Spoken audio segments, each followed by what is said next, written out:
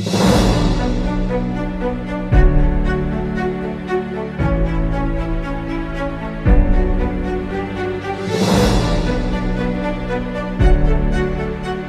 morning and welcome to another episode of Dinosaurs and Mysteries. Now, in this episode, we're going to talk about dinosaur specimens. Now, when you see a dinosaur specimen in a museum or fossil or mount, most people's reaction is, wow, look how big it is, look how larger than life it is, look how magnificent. However, maybe films and the media have changed people's perception of the size of dinosaurs, and sometimes they see specimens in museums and think, that's brilliant, but I kind of thought it'd be bigger. So in this video I'm just going to quickly go over why this is. Why do some people expect dinosaur specimens to be even bigger than they are? So there are a few reasons. One is pop culture. So yes, the Jurassic World and Park franchises are my favourite films, obviously, because they have dinosaurs in them. Some are accurate, some are not. But you see the size of some of the dinosaurs on the films, and then you see the specimens in the museums, and they're not as big as they are in the films. That is a big one.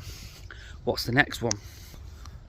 So the next one is our perception of size. So I've brought this up in other videos that are even non-dinosaur related.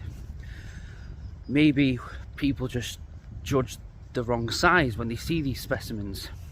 Sometimes you need something of reference there to actually guide you to realise the actual measurements. So if you see the measurements of a dinosaur on Wikipedia or the Natural History Museum website, and then you see a specimen, you might not think, hang on a minute, that's not 13 meters long. But then it turns out, well, actually it is.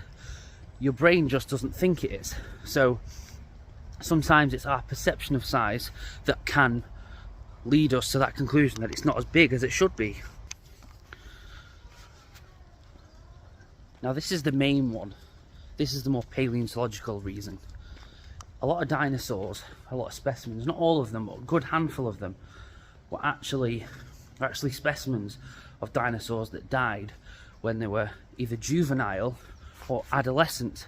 So a lot of specimens you do see in museums weren't adult dinosaurs, they weren't fully grown. And I'll give you two examples of this. There is a Tyrannosaurus Rex specimen called Jordan. That's literally, it would have weighed 29 kilograms in real life.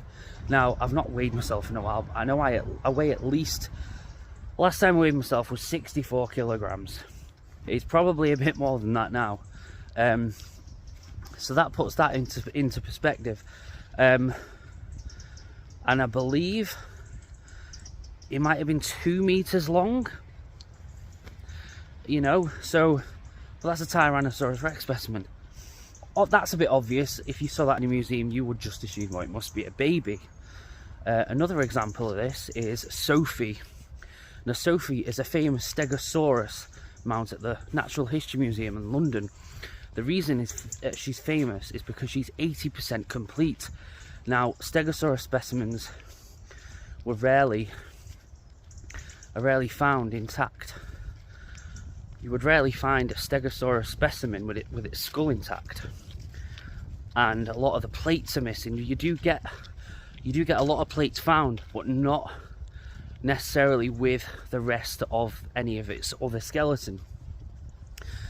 However, even though how amazing this specimen is, and it is a big specimen, it's not fully grown. So Sophie was actually adolescent.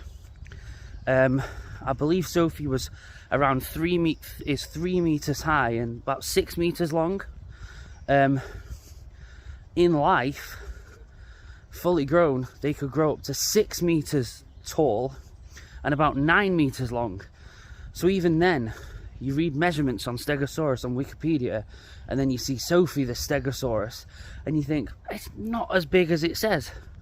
That's because a lot of dinosaurs that you see in museums, not all, but quite a big handful, are adolescent or juveniles.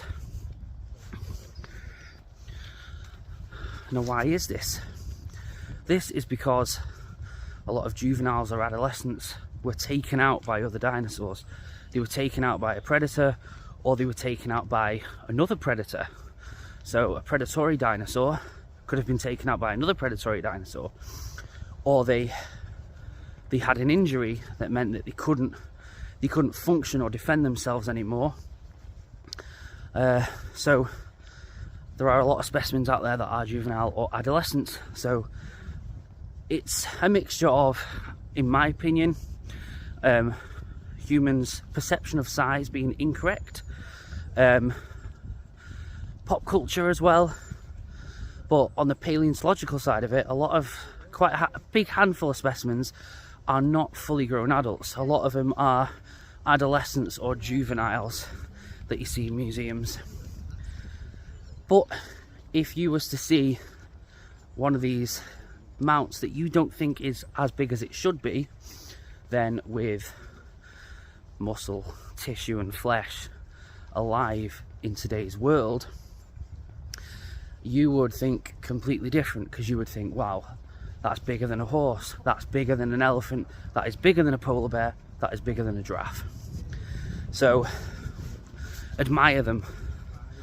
They're big enough, and if you saw them in the flesh, I mean, they're amazing enough just in their skeletal or fossilized forms.